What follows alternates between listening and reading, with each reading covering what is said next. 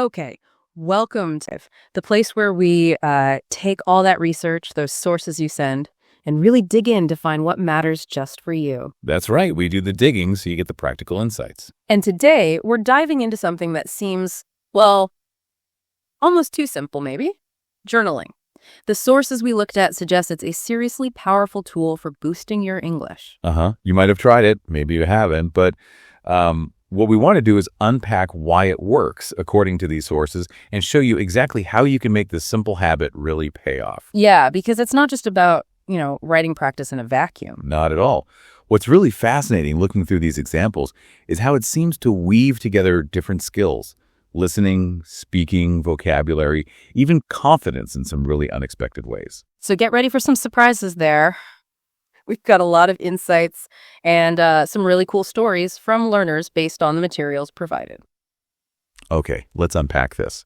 So the big question first, why does journaling, just writing stuff down, actually help so much with learning English? What's the magic there? Well, I think at its core, it makes the language intensely personal. You're not doing abstract drills. You're using English to talk about your day, your thoughts, what you did. Right. It connects the language directly to your own life. Exactly. And it forces you into active learning mode. It's not passive, like just reading or listening. Your brain has to actively, work to find the words, figure out the grammar, structure of the sentence. Like putting a puzzle together in your head. Yeah, precisely. And there's something about the physical act of writing it down, whether typing or by hand, that seems to help it stick. It helps move things from that sort of in one ear, out the other short-term memory. Into something more permanent. Yeah. Into long-term storage, yeah. When you use a new word to describe something you experienced, it's like you're giving it a stronger anchor in your brain. That makes total sense. You're not just encountering the word, you're using it, making it your own. Right. And this is where that skill synergy kicks in. How writing feeds into other areas. Take listening, for example. Okay. If you get into the habit of writing about things you've listened to, a podcast snippet, maybe a conversation you overheard, a news report. Your brain starts to tune in differently when you listen. Exactly. You listen more actively, more purposefully. You're kind of subconsciously scanning for interesting vocabulary or noticing how sentences are put together, maybe even picking up on pronunciation nuances. Yeah, because you might want to use them later in your journal. Precisely. So the writing practice actually sharpens your listening skills over time. You're training your ear by planning to write. Wow, that is an interesting connection. It's like pre-processing for better listening. It is. And you see a very similar effect with speaking. Okay, how does that work? Well, when you journal regularly, you're constantly practicing how to organize your thoughts in English. You're figuring out how to structure arguments, how to connect ideas. Like a mental rehearsal. Doing the groundwork without the pressure of a live conversation. Exactly that. It's low-stakes practice. So when you do need to speak, your brain can access those pathways, those words and structures, a bit more easily. So it helps reduce that hesitation. It can, yeah. Well, because you've already worked through similar thought patterns in your writing. It sort of oils the wheels for speaking. And grammar. Does it feel like doing boring exercises? Because that's what people often dread. No, that's the beauty of it, according to these sources. You practice grammar in a really natural, context-driven way. Meaning, if you're writing about what you did yesterday, boom, you're using the past tense. right, like my car broke down, so I had to walk. You're not thinking about the rule, just telling the story. Exactly. Or if you're explaining why something happened, you naturally reach for words like because, or since, or although. You're using grammatical structures because you need them to express your meaning. It feels like a tool, not a test. Okay, so it's practical application, not theoretical study. Pretty much. And all of this, the expressing yourself, the organizing thoughts, the using grammar, naturally it adds up. It builds confidence. I could see how it would. Just feeling more capable on the page must translate. Absolutely. Feeling like you can express yourself in writing, even privately, builds this foundation. It makes tackling similar ideas or situations when speaking feel, less intimidating over time. Okay, so the why is clear. It's surprisingly multifaceted, but the practical side, how do people actually start doing this and maybe more importantly, stick with it? Yes, starting is key, and the advice is overwhelming. Keep it simple. Really simple. Like, don't aim for literary greatness on day one. Definitely not. Just a sentence or two. Today was okay. I went to work. I ate pasta for dinner. Short, clear sentences. And crucially, don't stress about mistakes, right? It's your space. Exactly. Perfection is the enemy here. Yeah. The goal is just expression and getting into the rhythm. Then, once you feel a bit more comfortable, You can start adding layers. yeah, add a bit more depth. Maybe try to consciously use a new word or phrase you learned that day. The sources mention someone using take a leap of faith. Actively putting it in a sentence makes it stick. Or just adding more detail, maybe. Instead of, I bought fruit, try, I bought some crisp green apples and sweet strawberries at the market. Right. You're practicing more vocabulary, maybe slightly more complex sentence structures, but it feels natural because you're just describing your experience more fully. And what about actively connecting it to other skills, like we discussed? How do you do that in practice? A really popular technique mentioned is the listen and write summary. Find a short audio clip in English, could be anything, a news segment, part of a podcast, a YouTube video. Listen to it and then jot down the main points or your reaction in your journal.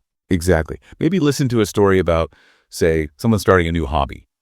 Then you write what you understood, what you found interesting, maybe if you'd like to try it. So you're processing the listening and then immediately activating your writing skills to solidify it. Precisely. It doubles the learning impact. Consistency seems to be the watchword here. How do the sources suggest people maintain the habit? They really emphasize that frequency beats volume. A little bit every day, or most days, is way more effective than one huge entry once a week. Like 5-10 minutes is enough. Absolutely. It makes a real difference. And if you skip a day, don't beat yourself up. Just pick it up again the next day. The key is building it into your routine. Find a regular time, like first thing in the morning or before bed. Yep. Find a trigger, a time and place where it can fit naturally. Make it automatic. And another tip that came up was looking back. Looking back at old entries, why? To see your progress. When you look back at entries from weeks or months ago, you'll physically see how your sentences have gotten longer, how your vocabulary has grown, how you express ideas more clearly. Oh, that must be incredibly motivating, like tangible proof you're getting better. It really is. Yeah. And if you want, you can take it a step further. Maybe ask a teacher or a language exchange partner to glance at an entry now and then. For feedback and corrections. Yeah, it helps you spot recurring errors and learn from them. But that's optional. The core benefit comes just from the act of writing itself. And the million-dollar question, what on earth do you write about? Honestly, anything, whatever is on your mind. Your day, your job, your family, hobbies, something you read in the news, travel plans, how you're feeling, goals. So don't overthink the topic. Not at all. Writing about different things actually helps you learn a wider range of vocabulary. If you only write about work, you only practice work vocabulary.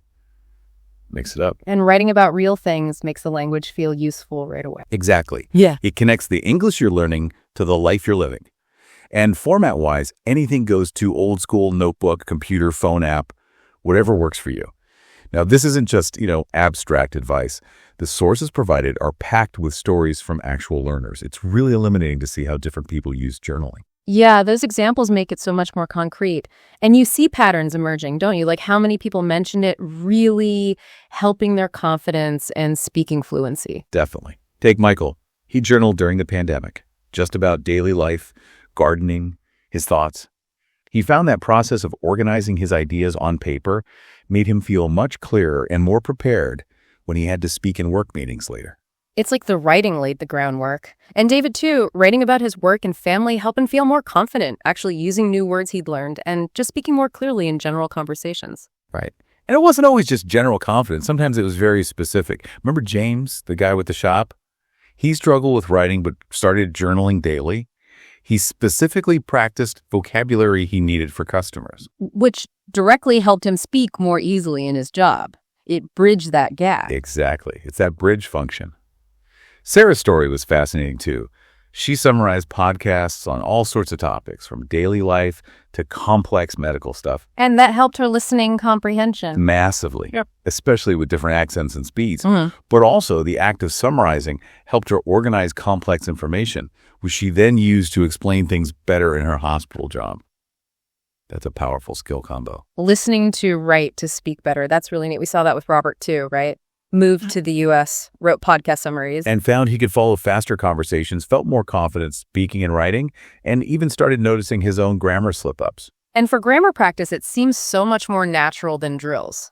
Lisa and Mark both wrote about car problems. Yeah, Lisa used it to practice past tense, describing what went wrong, which made it easier to talk about similar things later.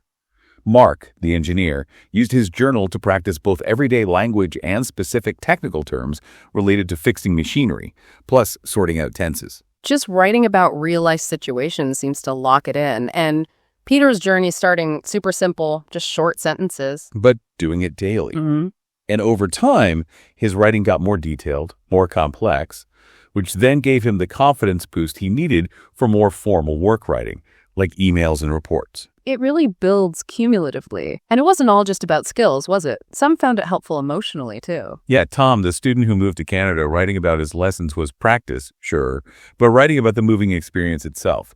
He said it helped him feel less lonely.